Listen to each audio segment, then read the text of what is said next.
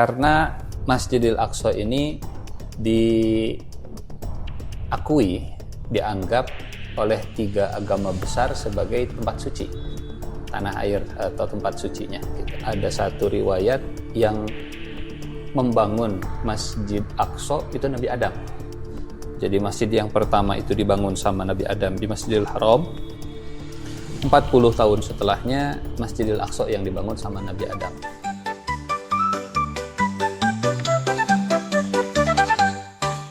Yuk dengerin Rabbani School Podcast, penuh cerita gak pernah bosenin. Ngobrol santai banyak inspirasi, tapi yang pasti bakal bikin hari lebih make it easy. Assalamualaikum warahmatullahi wabarakatuh. Kembali lagi di Rabbani School Podcast bersama saya Nazrey sebagai siswa kelas 8 SMP KLP Rabbani. Apa sih? Rambutnya jangan digusuk-gusuk ya. Oh iya. Aduh ya Allah. Alhamdulillah, gak kerasa ya udah episode ketiga. Hari ini kita akan membahas tentang suatu hal yang gak kalah penting, yaitu tentang keutamaan Masjidil Aqsa dan kenapa Masjidil Aqsa ini begitu istimewa bagi umat Islam. Untuk itu hari ini kita didampingi oleh pemateri kita, Ustadz Nur Ihsan Jundullah LC. Beliau adalah salah satu pembimbing dan asatidz di sekolah kita. Assalamualaikum Ustadz. Waalaikumsalam warahmatullahi Gimana kabarnya hari ini? Alhamdulillah sehat, Nazrey. Nazrey apa kabar, sehat? Alhamdulillah Pak. Alhamdulillah. Oke, Ustadz langsung aja ya, izin bertanya Ustadz. Mangga, silahkan. Untuk pertanyaan pertama, pada episode sebelumnya kan kita sudah pernah membahas tentang Masjidil Aqsa. Nah, kira-kira apa ya Ustadz keutamaan atau hal-hal yang membuat Masjidil Aqsa ini sangat istimewa gitu Ustadz bagi umat Islam? Langsung gitu. Hari yang sebelumnya apa? Bismillahirrahmanirrahim. Keutamaan Masjidil Aqsa itu ada banyak, tapi kita pilih 4 aja ya, atau 5. Kita pilih 5 biar ganjil, karena Allah suka yang ganjil-ganjil gitu ya. Kalau genap namanya ginjal.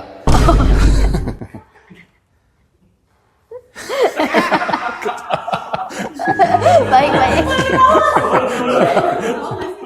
Ya Allah ya. Kenapa ginjal itu 2? Gitu. Karena dia Ganjil. ya, kalau di satu namanya ganjil. Oh iya. Oke. Masjidil Aqsa itu yang pertama keutamaannya karena dia disebut di dalam Al-Qur'an gitu. Dan kalau disebut di Al-Qur'an itu berarti nyebutnya saja berpahala. Kan 1 huruf 10 pahala gitu. Masjidil Aqsa kalau dihitung mim, sin, jim, dal. Alif, qaf, shad. Berarti 8, minimal 8. Jadi menyebut Masjidil Aqsa kita dapat 80 pahala. Subhanalladzi asra bi 'abdihi lailan minal masjidil harami ilal masjidil aqsa. 1. Masjidil Aqsa ada di dalam Al-Qur'an. Yang kedua, Masjidil Aqsa ini tempat Isra Mi'rajnya Nabi Muhammad sallallahu alaihi wasallam gitu. Padahal Isra Mi'raj itu Isra Mi'raj itu ke Sidratul Muntaha. Jadi kalau digambar begini, ini Masjidil Haram, ini Masjidil Aqsa, Sidratul Muntaha, di atas Masjidil Aqsa, Masjidil Haram itu ada namanya Baitul Ma'mur. Jadi padahal Masjidil Haram ke Baitul Ma'mur itu langsung naik ke atas. Tapi jalurnya Masjidil Haram, Masjidil Aqsa, Baitul Ma'mur, Sidratul Muntaha gitu. Jadi kalau kita mau ke mana? Kita mau ke Jakarta, tapi kita pergi dulu ke Cirebon misalnya. Kan Jakarta ke barat, Cirebon ke timur. Nah, itu subhanalladzi asra bi 'abdihi lailam minal masjidil haram ilal masjidil aqsa. Isra Mi'rajnya ke Jakarta, Isra Mi'rajnya ke Sidratul Muntaha gitu. Itu yang kedua. 1 disebut di Al-Qur'an, 2 keutamaan Masjidil Aqsa itu tempat Isra Mi'rajnya Nabi ya. Yang ketiga, Masjidil Aqsa itu kiblat kita yang pertama. Sebelum kita sholat menghadap ke Masjidil Haram, kita dulu sholatnya menghadap ke Masjid Al-Aqsa gitu. Dan kiblat ke Masjidil Aqsa itu sejak nabi-nabi sebelum Nabi Muhammad. Gitu. Jadi dulu kiblatnya ke sana. Nah, Nabi Muhammad waktu di Mekah, sholatnya itu ke Masjidil Aqsa kiblatnya. Waktu hijrah ke Madinah, Nabi Muhammad itu pengen kiblatnya ke Masjidil Haram, tapi masih ke Masjidil Aqsa. Kalau kita lihat di petanya Nazri, ini Mekah, ini Madinah, ini Masjidil Aqsa. Gitu. Jadi Masjidil Aqsa ada di atas, Masjidil Haram ada di bawah, nah Madinah di sini nih, di tengah-tengah. Nah, Madinah ada di tengah-tengah. Makanya waktu Nabi sholatnya ke Masjidil Aqsa, punggungnya itu ke Masjidil Haram. Terus Nabi doa sampai kata Allah, kami akan hadapkan wajahmu, kiblatmu ke kiblat yang engkau sukai. Gitu. Falan waliyannaka kiblatan tardoha. Itu yang ke berapa tadi? Yang ketiga. Satu disebut di Al-Quran, dua tempat Isra-nya Nabi Muhammad, yang ketiga kiblat pertama umat Islam, yang keempat Masjidil Aqsa ini dikasih stempel sama Allah berkah. Jadi yang ngasih stempel berkahnya langsung Allah. Masjidil Aqsa alladzi barakna haulahu. Gitu. Dikasih keberkahan gitu. Dikasih keberkahan, dan berkahnya bukan cuma di Masjidil Aqsa, tapi yang ada di sekitar Masjidil Aqsa. Berarti komplek Masjidil Aqsa itu semua keberkahan gitu. Itu salah satunya. Malah kata sebagian ulama, bukan cuma tempat, tapi siapa yang peduli dan beredar di sekitar Masjidil Aqsa pasti dapat barokah. Jadi kalau kita peduli dengan Masjidil Aqsa, kita itu ada di sekitar Masjidil Aqsa. Dan kalau kita ada di sekitar Masjidil Aqsa, kita juga dapat barokahnya. Itu yang keempat. Yang ngasih barokahnya siapa? Bukan siapa-siapa lagi, tapi langsung Allah Subhanahu wa Ta'ala. Satu disebut di Al-Quran, dua tempat Isra, tiga kiblat pertama, yang keempat barokah.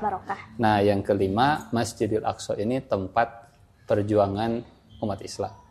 Jadi kalau kita mau berjuang dan kita pengen tahu siapa nih yang lagi berjuang, yang benar perjuangannya, cari orang yang lagi berjuang untuk Masjidil Aqsa. Insya Allah mereka orang yang benar. Begitu. Jadi 5 keutamaan Masjidil Aqsa dari sekian banyak keutamaan yang lain. Karena Masjidil Aqsa itu tempatnya para nabi, di Masjidil Aqsa itu kita bakal dibangkitkan, itu padang mahsyar kita dan lain-lainnya. Begitu.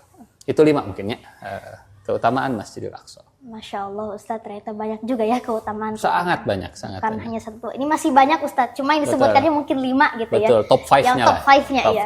Paling favorit, bukan. Nah, izin Ustadz, untuk yang keutamaan pertama kan tentang Isra Mi'raj. Nah, saya jadi penasaran Ustadz, bertanya-tanya saya juga. Kenapa ya Allah itu menjadikan Isra Mi'raj itu dari Masjidil Haram ke Masjidil Aqsa? Kenapa nggak dari Masjid Nabawi gitu Ustaz ke Masjidil Aqsa gitu? Kira-kira apa ya Ustaz hikmahnya? Pertama, waktu itu Masjid Nabawi belum ada karena nabinya belum hijrah ke Madinah gitu. Terus kenapa nggak dari Masjid Istiqlal? Masjid Istiqlal juga belum ada. Kenapa nggak dari masjid mana? Masjid Pusdai. Masjid Pusdai-nya juga belum ada.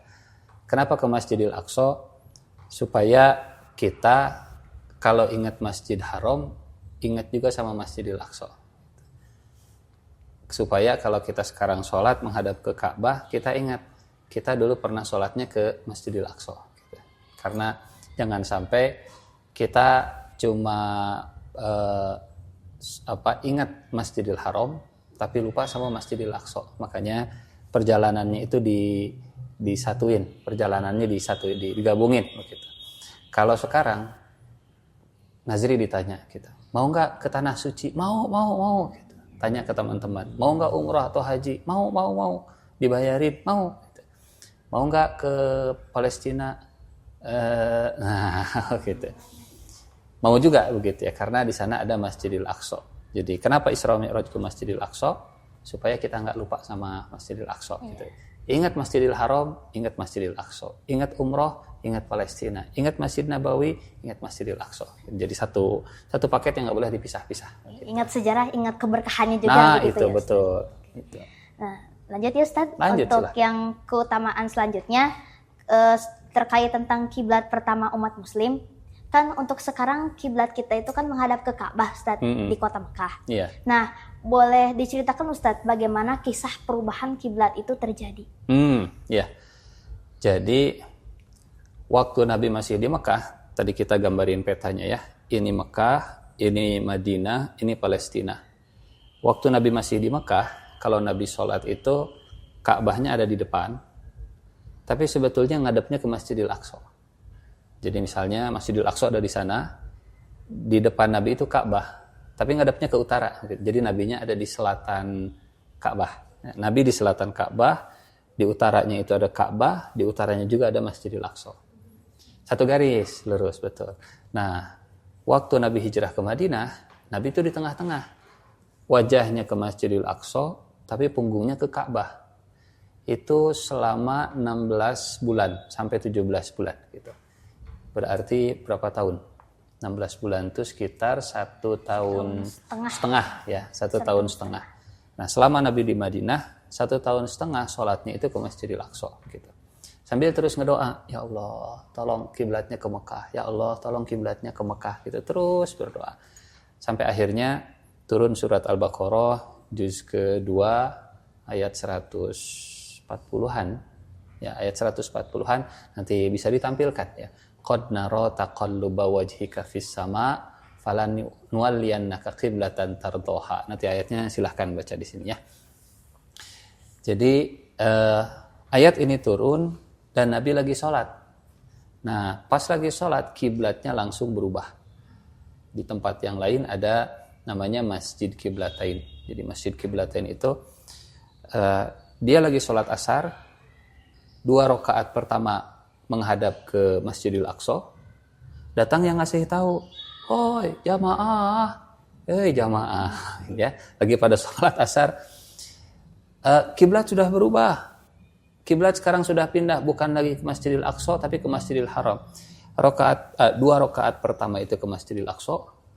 2 rakaat terakhir sholat asarnya ke Masjidil Haram. Gitu. Makanya masjidnya disebut Masjid Qiblatain, Masjid 2 kiblat. Gitu. Jadi berapa lama Rasulullah sholat ke Masjidil Aqsa selama di Mekah? Setelah hijrah ke Madinah 16 bulan. Setelah 16 bulan pindah ke Masjidil Aqsa sampai hari ini. Begitu ceritanya. Begitu. Masya Allah. Panjang. Jadi, ya panjang ceritanya. Karena keinginan Nabi supaya pindah ke Masjidil Haramnya dikabulkan sama Allah Subhanahu wa Ta'ala. Tapi luar biasa juga ya Ustadz perjuangan Nabi gitu. Sangat luar biasa. Untuk mendoakan dan alhamdulillah dikabul gitu. Betul, ya. makanya kalau kita punya keinginan minta ke Allah, insya Allah dikabul. Allah Maha mendengar dan pendengarannya nggak akan tertukar. Gitu. Jadi kalau saya misalnya berdoa, ya Allah, mudah-mudahan saya punya bisnis domba. Terus di sebelah saya berdoa, ya Allah, saya pengen punya jodoh. Nah itu nggak akan ketukar. Yang minta domba dikasih jodoh, yang minta jodoh dikasih domba. Nah Allah nggak akan ketukar. Gitu. Tapi kalau kita ngobrol sama orang, ini ngomong ke sini, ini ngomong ke sini, kita ketukar nanti responnya. Kalau Allah nggak, jadi minta ke Allah semuanya. Baik Ustadz, untuk yang selanjutnya, ya. Ini masih ada kaitannya Ustadz sama yang tadi ya. Apa sih maksudnya wilayah Masjidil Al-Aqsa yang disebutnya itu tempat diberkahi dalam Al-Quran gitu. Jadi wilayah Masjidil Aqsa itu ada yang diberkahi dalam Al-Quran tuh apa gitu maksudnya? Ya. Jadi pertama arti barokah. Barokah itu kalau kata orang Sunda sih barokah. Tahu barokah? Barokah itu tadinya segini. Kalau kita bikin roti, kita bikin adonannya segini. Kita masukin ke oven jadi mengembang. Bahasa Sundanya bekah. Nah, kalau banyak barokah. Bahasa Arabnya barokah. Jadi mungkin barokah itu dari bahasa Sunda kayaknya.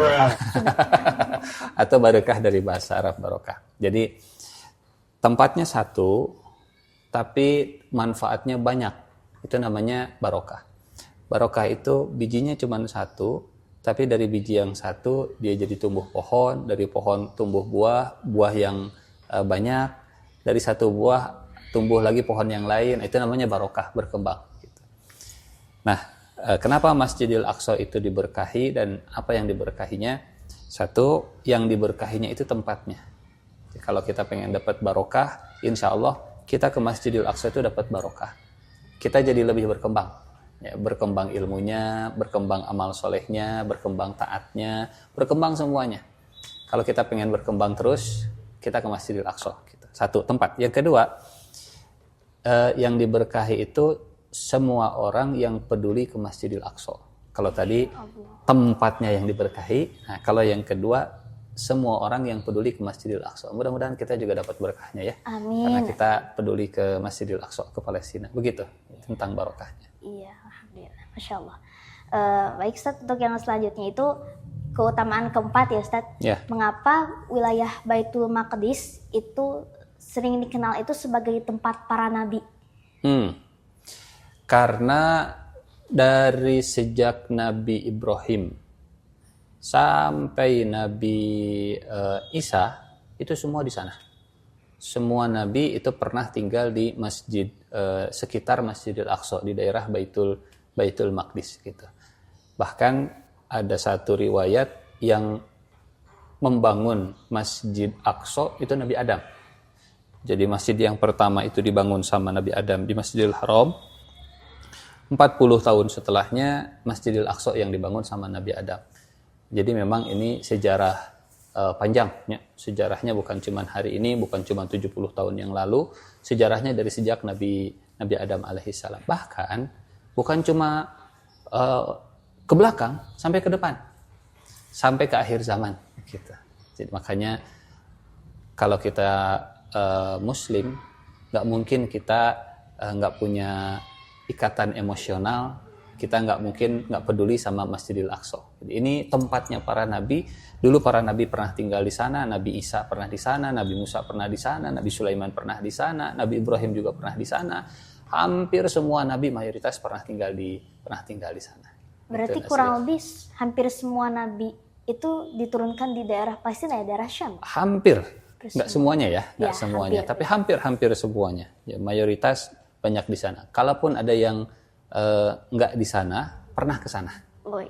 Gitu. Kayak Nabi Muhammad misalnya, beliau lahirnya di Mekah, hijrahnya ke Madinah, tapi Isra Mi'rajnya ke sana. Begitu. Jadi pernah ke sana. Begitu. Oke. Lanjut Ustaz, untuk Ya. yang terkait keutamaan kelima nih. Mengapa Palestina, khususnya kawasan Masjidil Aqsa itu sering digambarkan sebagai simbol perjuangan umat Islam? Karena Masjidil Aqsa ini dianggap oleh 3 agama besar sebagai tempat suci, tanah air atau tempat sucinya gitu. Tadi sejarahnya nyambung dengan para nabi. Karena para nabi pernah di sana, Nabi Musa pernah di sana, Nabi Isa pernah di sana. Pengikut Nabi Musa menganggap bahwa ya ini tanah suci mereka, orang Yahudi gitu.